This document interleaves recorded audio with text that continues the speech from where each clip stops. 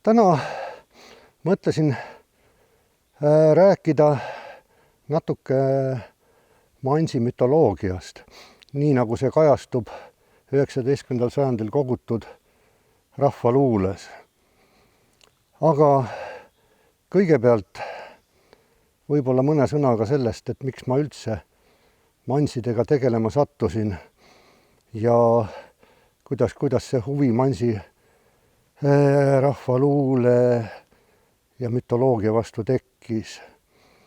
Ja kõik algas 1977. aasta detsembris, kui ma sõjaväest tulnult kõndisin mööda Harju tänavat ja nägin, kuidas Tallinnfilmi ukse peal oli silt, et kroonikaosakond vajab operaatori assistente.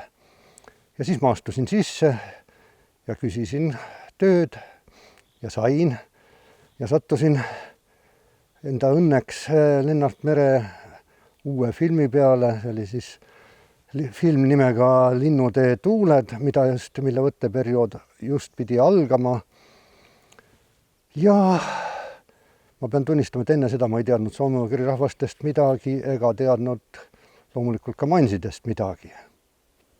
Ja siis meie esimesed filmiekspeditsioonid toimusid Vadjamaale ja siis Vepsamaale. Ja pärast seda, kui me olime vahepeal töötanud Saaremaal, jaanipäeva paiku ja käinud ühe tiiruga Setumaal, läksime me Siberisse. Kõigepealt filmisime Taimõõri poolsaarel ühte Nganassani šamaani ja sealt suure ringiga erinevad transpordivahendeid kasutades jõudsime siis Mansimaale.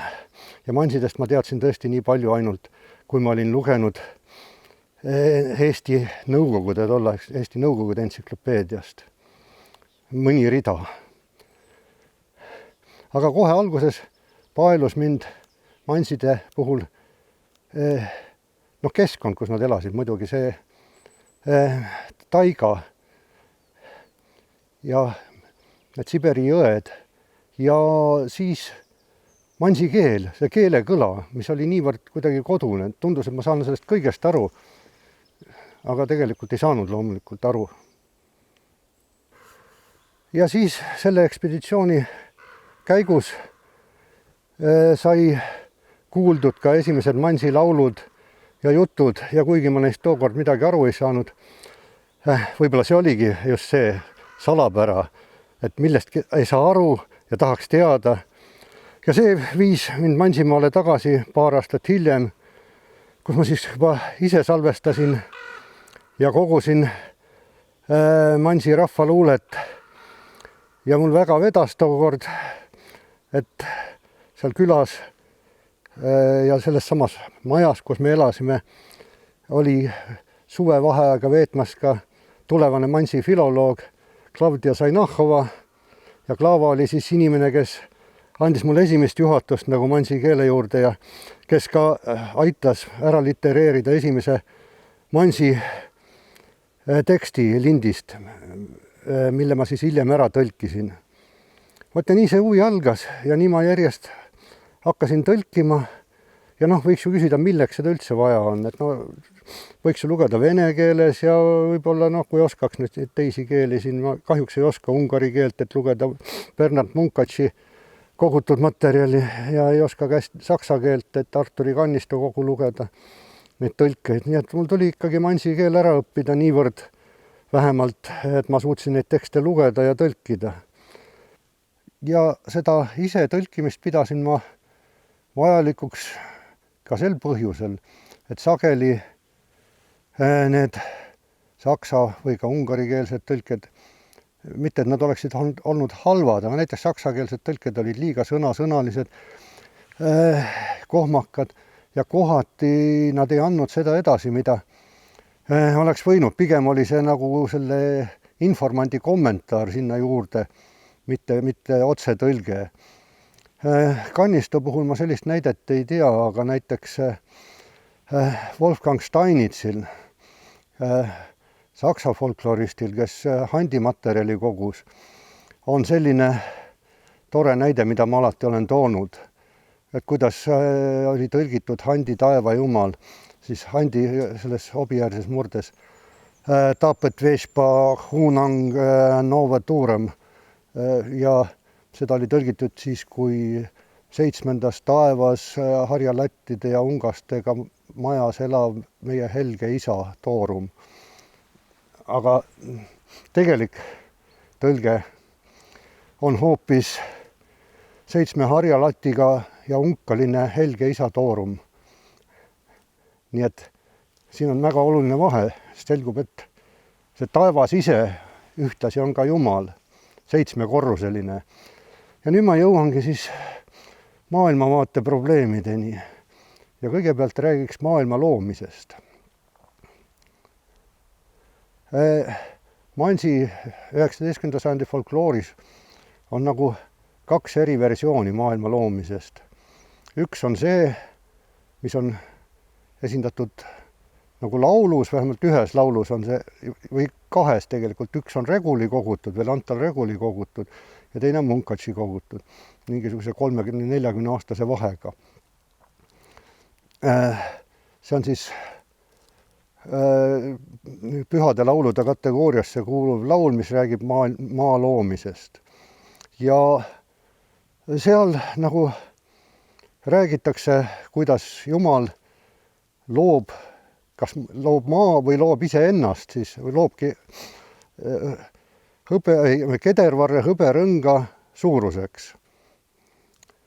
Ja selle Jumala nimeks on siis seal kuldne korres meie isa. Ja siis ta loob ennast tõesti kedervarre hõberõnga suuruseks. Nüüd proosavariantides sellist asja ei ole. Proosatekstides on alati juba olemas mingisugune maa, nii-öelda, kas maa või on ürgmeri, mille pinnal siis triivib mingi küngas, kus elavad esimesed asukad.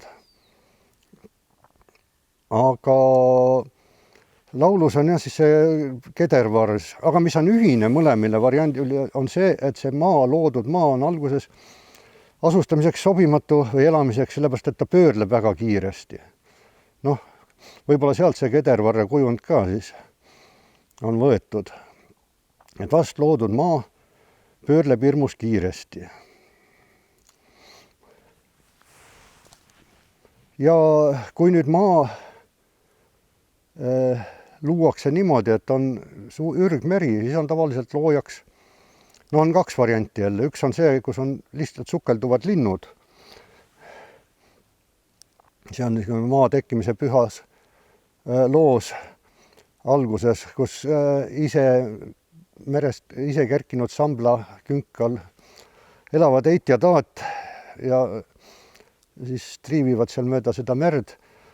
Ja siis taevast tulevad erinevad linnud, kes püüavad merepõhjast muda kätte saada. Ja siis mingil määral õnnestub see 2 linnul. Üks neist on kaur ja teine on tuttpütt. Ja kaur saab natuke maad kätte, aga hingeldab nii hirmsasti pärast seda sügaval merepõhjas käimist, et tal läheb kurk lõhki. Et järelikult on siis tegemist punakurkkauriga ja tuttpütt pärast maatüki nokka vahel välja toomist hingeldab nii meeletult, et tal läheb pea lõhki ja tal tekib see tutt pähe. Mõte see maa siis hakkab kasvama pärast ja kasvab suureks. See on siis üks variant ja teine variant selline merepõhjast maa toomisega on see, kus tegelasteks on siis taevajumal, siin tavaliselt nime all Numitoorum, mis tähendab siis, kas numi on ülemine, toorum on mansi keeles taevas, ilm, Jumal, kõike seda võid tõlgendada, kuidas tahad. Eks siis jumalik alge ja tema vastane siis hullooter, kolliisand ja kes siis Numitoorumi palvel peab selle merepõhjast maa välja tooma.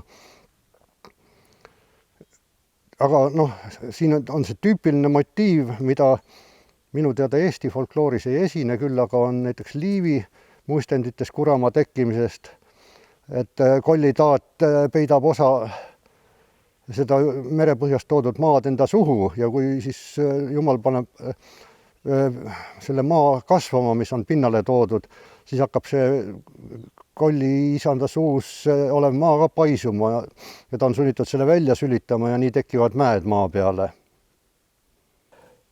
Aga ühes loos on tegelasteks kaks jumalat nii-öelda, kõigepealt alguses on Numitoorum ehk ülemine siis jumal ja Jolitoorum ehk alumine toorum, alumine jumal.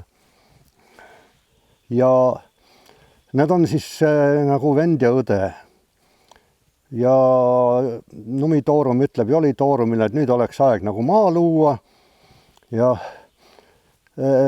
kusjuures Jolitoorum elab oma majas, mis ripub maa ja taeva vahel ja siis see köis või kett raiutakse läbi ja ta kukub alla maa peale, mida iseloomustatakse kui koorikuline maa.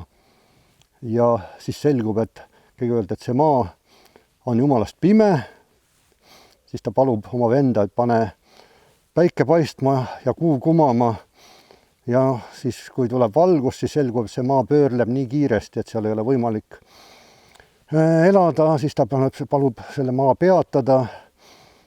Vaata, selles loos ma ei mäletagi, mis need on. Variandid on niimoodi, kuidas maa peatatakse, et kas sinna visatakse kive, millest tekivad mäed, uuralimäed, või viskab taevajumal oma vöö, sellise tüüpilise mansi jahimehe vöö, ja see peatab maa, siis vöötab maa ära ja samuti sellest vööst tekivad uuralimäed.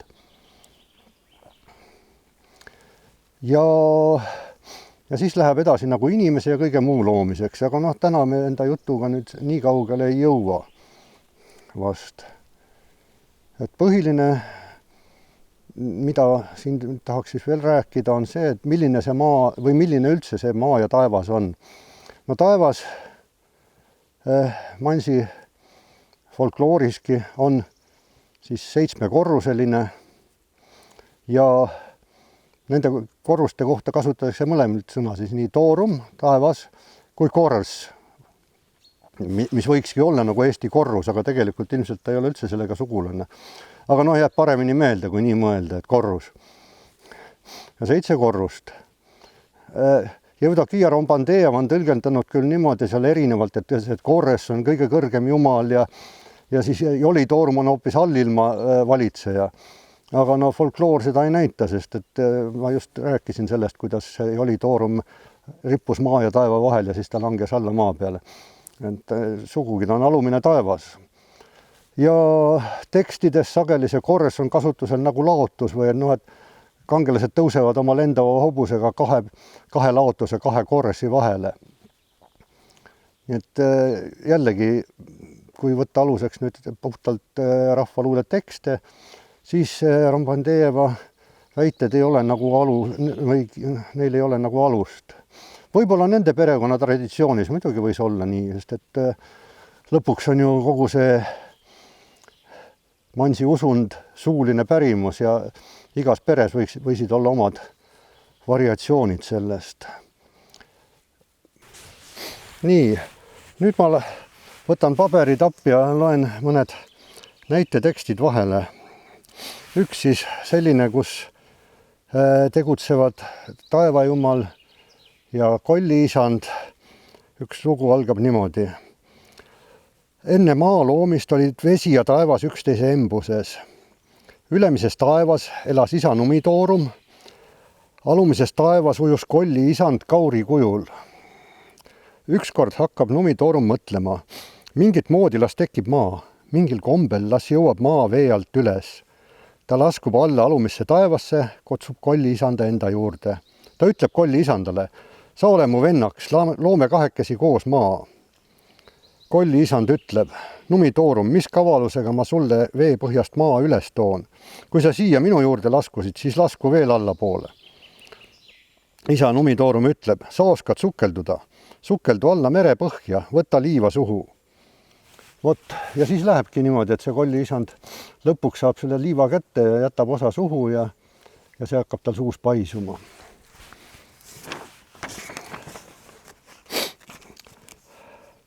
Ja siis veel peatume korraks sellel maa loomise pühal laulul, mille Munkac üles kirjutas 1892. aastal ja mis algab siis tõesti nagu krüptiliste ridadega, et kuldne koores meie isake, kuldne koores meie taadike, loodi hõbe kedervarre rõnga suuruseks.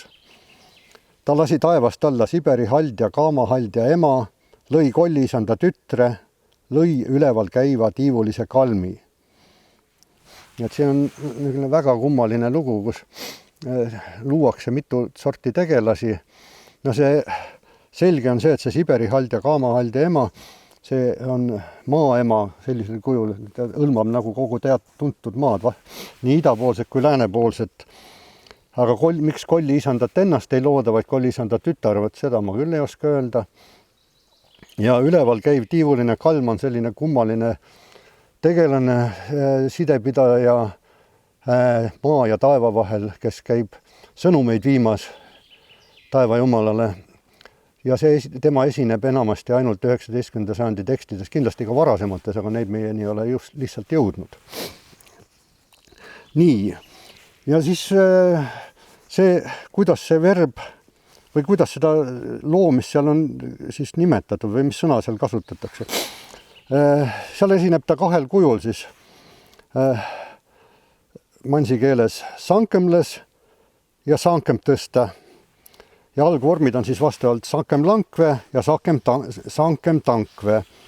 Ja praegusel ajal tänapäeval on esimene sõna siis see sankem lankve kasutuses tähenduses toibuma, teadvusele tulema, aga teine tähenduses hoopiski suunama, õigele teele saatma. Et üks on nagu enesekohane rohkem ja teine on sihiline, kellegi teisele suunatud.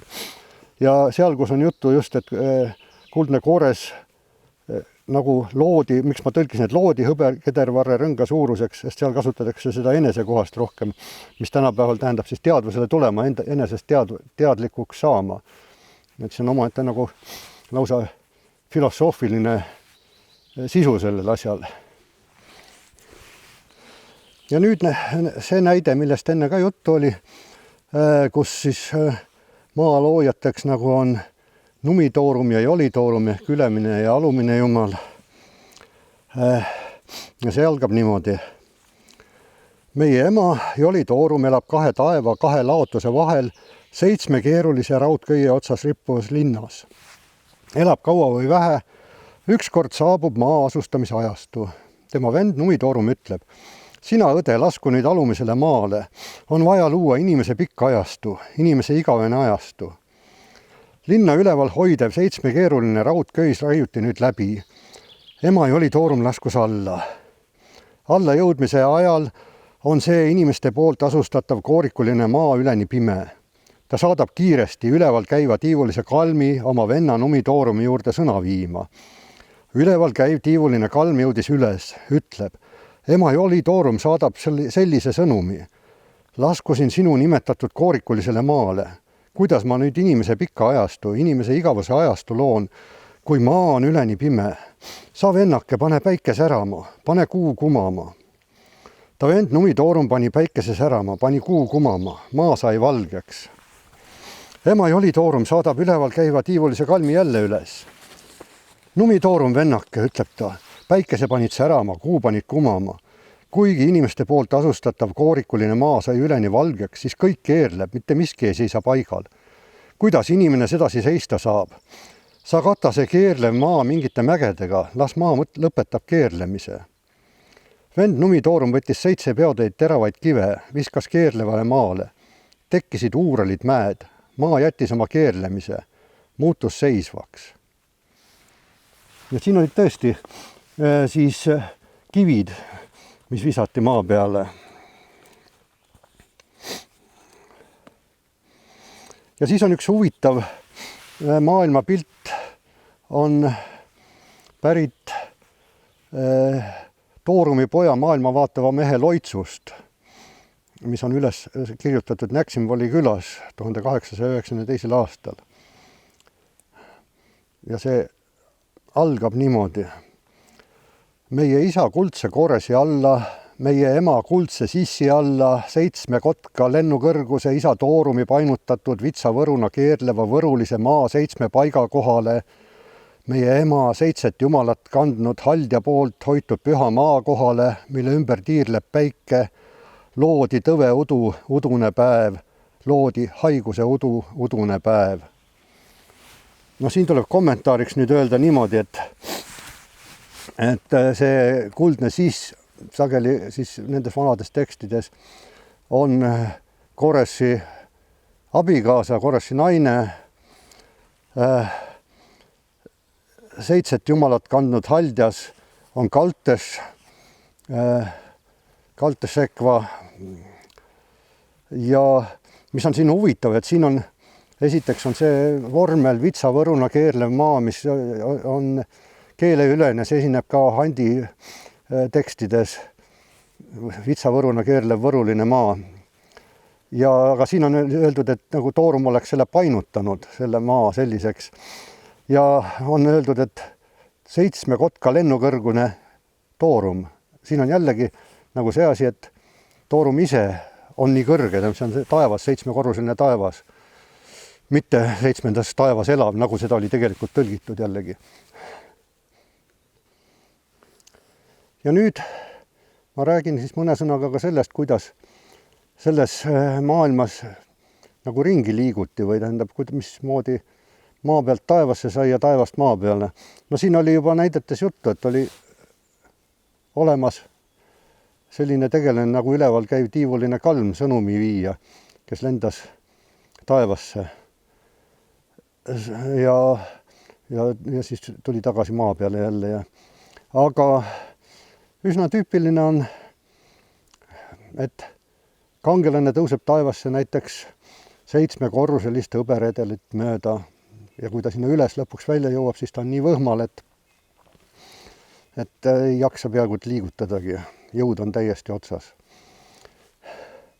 Siis teine asi, mismoodi taevast alla saab, see on veel tüüpilisem ja see on väga laialt levinud, et kangelasi lastakse taevast alla hõbekaarega hälli sees. Siis see häll pannakse kas mingi keti või köie otsa ja lastakse maa peale. Ja sageli need kangelased, mõned neist näiteks peavad tükk aega veel maa ja taeve vahel rippuma nagu karu. See sõnakuulmatu karutüdruk Karupeo alguslaulus, kes isa tahtest hoolimata tahab muudkui inimeste maale ja siis isa laseb ta sinna maa ja taeva vahele rippuma kõigepealt, et ta tunneks kõiki need nii-öelda maapealse elu mõnusid, tuisku ja tormi ja vihma ja siis küsib, et kas sa ikka tahad alla maa peale minna. Ja lõpuks siis lastaksegi karu maa peale.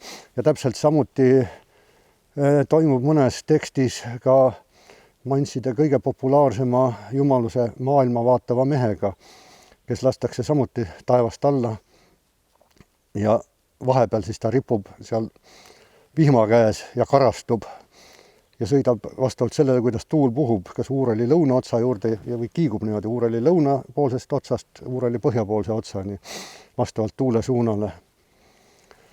Ja need on sellised hästi tüüpilised liikumisvahendid maa ja taeva vahel. Ja allilma näiteks maa tekkimise pühas jutus või pühas loos ja siis kangelane kurepuusa pehme nahk laskub vetevalitseja juurde, see ei ole allilm, aga ta laskub vetevalitseja juurde merepõhja ka redelit mööda ja tõuseb taevasse kuu ja päikese juurde samuti redelit mööda. Ja seal siis märgiks sellest, et see teekond ei olnud võib-olla päris tavaline, on see, et see aeg, mis oli nagu tema meelest päev või 2, mis ta seal veetis nii vee all kui taevas, selle ajaga oli ta hobune täiesti praktiliselt ära nälginud ja peaaegu ära surnud või oligi peaaegu surnud, et ta vajas elustamist uuesti. Et siis maapealne aeg oli hoopis midagi muud. No mis on üsna tüüpiline, et see üleloomulike olendite või üleloomuliku teistsuguse ruumiaeg on ka teistsugune ja kulgeb hoopis aeglasemalt kui maapealne aeg. Sest et tegelikult Mansi rahvaluule maailmavaates me leiamegi surnute maa hoopiski põhjakaarest, kusagilt kaugelt Hobisuudme lähedalt ja sellist traditsioonilist allilma, mis oleks maa all, ei eksisteerigi. No seda näitavad ka muud andmed, sellepärast et üks inimese hingedest, mis siis sinna allilma läheb, selle surnute maale, selle nimi ongi allavoolu minev hing, Longhelminne Iis. Nii et see näitab juba ära, et surnute maa on kusagil jõge mööda allavoolu. Aga jah, Karupeo lauludest igalt poolt tuleb see välja, et see kollitaadi eluase on kuskil seal põhjakaares, mitte maa all. Ja sellepärast ma ei kasutanud ka oma tõlgetes sellist väljendit või sellist nime tema kohta nagu allilma isand, vaid kollitaat, mis on küll natukene selline võib-olla naljakas, kuna meil on koll pealiselt lastega seotud ja laste hirmutis. Aga see sõna ise, koll tuleb või on küll suguluses Mansi sõnaga kull või hull ja hull-oter, kui me võtame niimoodi, ongi kolli isand, tähendab, oter on isand, kangelane, vägilane. Ja siis mõne sõnaga võib-olla sellest ka, et kuidas Jumal toimetab. No sellest oli juttu, et ta loob nagu ja nendest sõnadest ka, mida selleks kasutatakse. Aga siis väga sageli ta sõnub või määrab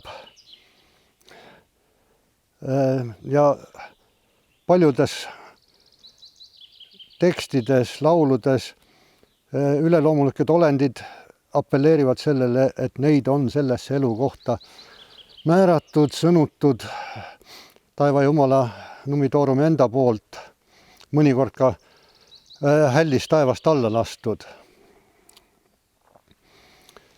No kolmas ongi see, millismoodi ta toimetab, et laseb alla. Laseb siis alla igasuguseid asju, olendeid ülevalt taevast ja laseb alla ka toitu ja kõiki muid hüvesid nii-öelda, mida on vaja eluks. Ja need on nagu need põhilised asjad. Loob ja määrab või sõnub. See on verb saatunkve. Ja ta on tõesti seotud loitsimisega, sest saatmill on loits mansi keeles. Ja siis ta laseb taevast asju alla. Nii. Ja võib-olla lõpetuseks veel sellest väga lühidalt, et enamus mansi üleloomulikke olendeid esineb mitmel kujul. See tähendab, et neil kõigil peaaegu on olemas looma või linnu kujuline esinemisvaste. Nii on näiteks maailma vaatav mees, siis Mirsusne esineb hane kujul sageli ja mõnes jutus ta ka toimetab ja lendab nagu hani. Taevajumala naine Kaltešekva on, tema esinemiskujuks on ema jänes. Siis paljudel seal on need väga erinevad. Näiteks teegi kaitsehaljas, teegi taat esineb rebase kujul. Hantidel kaasumimi kasõmmi haljas on musta kas soobli või kassi kujul esineb. Ja üks väga oluline tegelane püha linna taat, Jalpuus Oika, esineb siis karu kujul. Ta on siis soolooma küüneline, metslooma küüneline valitseja või kujuline. Ja no neil on kõigil peaaegu on loomakujulised esinemiskuju või vasted olemas.